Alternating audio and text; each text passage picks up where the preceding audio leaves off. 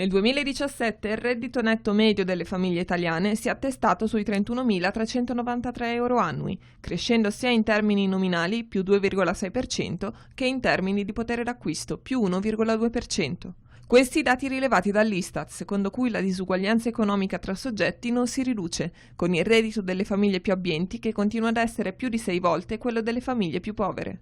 Nel 2017 è diminuita la popolazione a rischio povertà o esclusione sociale, con il dato che è sceso dal 28,9% al 27,3%, per una minore incidenza di situazioni di grave deprivazione materiale. Autostrade per l'Italia accelera sul piano di manutenzioni. La società pubblicherà un bando da circa 300 milioni per lavori da realizzare nel prossimo biennio. Inoltre chiederà autorizzazione al Ministero delle Infrastrutture e dei Trasporti per affidare circa 200 milioni alla società collegata Pavimental. Grazie a questa iniziativa, Autostrade per l'Italia metterà in campo un'ulteriore capacità realizzativa di circa 500 milioni complessivi, che consentirà di attivare cantieri di lavoro in particolare in Liguria.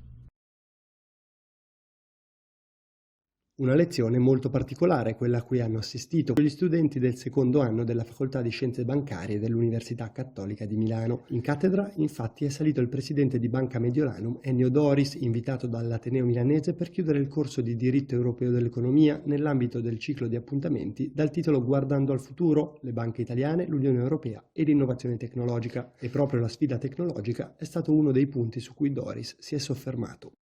Il settore bancario è in un momento di grande cambiamento, di rivoluzione vorrei dire.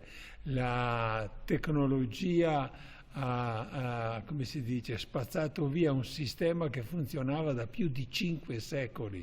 Ebbene, con la tecnologia oggi è possibile avere i servizi bancari in qualsiasi momento del giorno o della notte, in 7 giorni alla settimana, tutti i giorni dell'anno. E questo ha cambiato radicalmente. Tecnologia, ma non solo, tanti i temi di attualità toccati, dal MES alla presidenza di Mario Draghi alla BCE fino ai tassi negativi sui conti correnti. Una discussione a tutto tondo nella consapevolezza dell'importanza di un'educazione finanziaria per i più giovani. L'ultima tappa del corso di diritto europeo dell'economia, in cui i nostri studenti di scienze bancarie sono introdotti al tema delle banche e della disciplina delle banche in Europa, con particolare attenzione alle implicazioni che la disciplina ha per l'operatività delle banche. In questo senso è un'educazione finanziaria di alto livello, perché i nostri studenti sono quelli che poi nei prossimi anni andranno a lavorare e nel tempo a ricoprire ruoli di responsabilità all'interno delle istituzioni finanziarie sia italiane che europee.